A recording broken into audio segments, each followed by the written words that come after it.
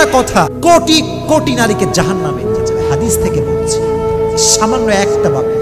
বেশিরভাগ বিবাহিতা নারী, বেশিরভাগ বউ জাহান্নামে যাবে স্বামীকে জাস্ট একটা বাক্য বলার কারণে। কয়টা?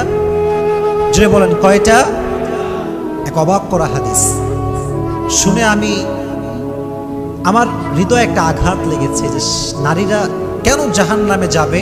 এই হাদিস যখন আমি জানতে পেরেছি আমার হৃদয়টা চূর্ণ বিচূর্ণ হয়ে গিয়েছে। এর কারণ হচ্ছে এটা এমন একটা পাপ, এটা এমন একটা গুনাহ, বাংলাদেশের বেশিরভাগ, বলতে গেলে ৮০ থেকে ৯০ নারী এই পাপটা করছে। নাউজুবিল্লাহ। বেশিরভাগ নারী তার স্বামীকে একটা কথা অলওয়েজ বলে। বেচারা স্বামী সারাটা জীবন স্ত্রীর জন্য খাটে, পায়ের নিচে ফোসা পড়ে যায়, মাথার ঘাম পায়ে ঝরায়, সারাটা দিন রোদের ভিতরে কাজ করে বেড়ায়, বাসার বিল সে দেয়, গ্যাসের বিল সে দেয়, সন্তানকে সে চালায়, স্ত্রীর হক সে আদায় করে, শ্বশুরের হক আদায় করে, শাশুড়ির হক আদায় করে, সারাটা জীবন সে তার স্ত্রীর খেয়াল রাখে। কোনো একটা দিন সামান্য চুল পরিমাণ যখন কম হয়ে যায় তখন নারী বলে কি, মা রাআইতু মিনকা খায়রান কত, তুমি আমার জন্য জীবনে কি করলা, তুমি আমার জন্য কি করেছো আজ অব্দি? কিছুই তো করো নাই। অমুকের স্বামী অমুককে ওইটা দিয়েছে, অমুকের স্বামী তার শাশুড়িকে ওইটা দিয়েছে, তুমি আমার মাকে কি দিয়েছো?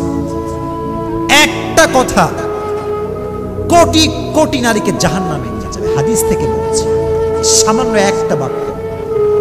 তাকফুরনাল আশির, বেশিরভাগ নারী অকৃতজ্ঞ হয়, স্বামীর কৃতজ্ঞতা আদায় করতে জানে না। স্বামী যে এতটা স্যাক্রিফাইস করেছে স্বীকার করতে চায় না। আর মাথায় রাখবেন, যেই নারী তার স্বামীর স্যাক্রিফাইসকে নিজের মুখে এটাকে স্বীকার করতে পারে না, সেই নারী কখনো সুখী হতে পারে না। আর যে নারী কথায় কথায় বলতে পারে আমি ভালো আছি, আমার স্বামী আমাকে ভালো রেখেছে, আমি আলহামদুলিল্লাহ ভালো আছি, তার পুরো জীবনটাকে সুখময় করে দেয় একজন, তিনি কে? এজন্য বোনদেরকে বলছি, বোনেরা মাথায় রাখবেন, স্বামী হচ্ছে এমন একটা জাত, স্বামীরা সবসময় মুচকি কথার, মুচকি হাসির পাগল হয় আর মিষ্টি কথার পাগল হয়। তারিক জামিল একটা কথা সেদিন বলছেন, আমি আজকেও কয়েকবার শুনলাম। উনি ওনার ভাষায় বলছিলেন যে জবান কা এক मीठा बोल दुनिया की हर हर शहर से भी ज्यादा मीठा होता है और जबान का एक कड़वा बोल 7 समंदर की कड़वाहट से भी ज्यादा कड़वाहट होती है।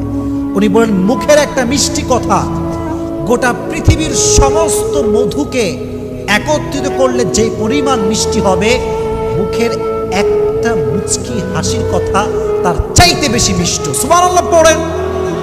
আর মুখের একটা তিতা কথা গোটা বিশ্বের 7 সমুদ্রকে এক করলে যে পরিমাণ তিতা হবে, নোনা হবে, তার চাইতে মুখের একটা তিতা কথা আরো বেশি তিতা।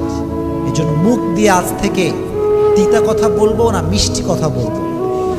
আল্লাহ সবাইকে মিষ্টি মিষ্টি কথা বলার তৌফিক দান করুন। সকলেই পড়া আমিন।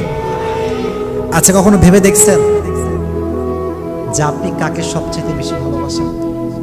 দেখবেন আপনি সেই মানুষকে সবচেয়ে বেশি ভালোবাসেন যা আপনার দিকে হেসে হেসে কথা বলে, যা আপনার সঙ্গে মুচকি হাসি দিয়ে কথা বলে। দিন সে দেখবেন আমরা তাকেই মিস করছি, যে মানুষটা মুচকি হাসি দিয়ে কথা বলতো।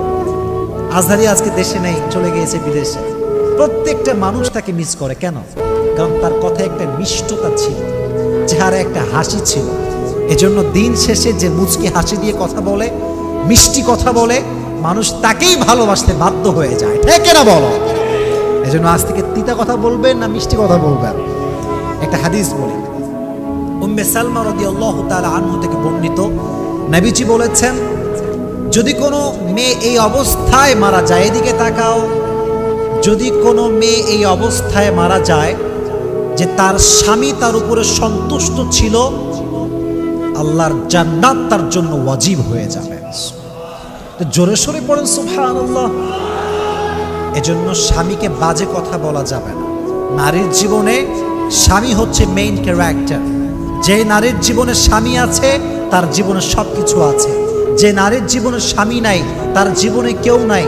যে নারীর জীবনে স্বামী নাই সে নারী সমাজের বাবার কাছে, মায়ের কাছে, ভাইয়ের কাছে, বোনের কাছে একটা বোঝা হয়ে যায়। এজন্য মেয়েদের জন্য স্বামীকে মূল্যায়ন করার দরকারটা আছে না নাই? আল্লাহ মেয়েদেরকে এটা বোঝার তৌফিক দান করুন, সকলেই মন খুলে পড়না আমিন।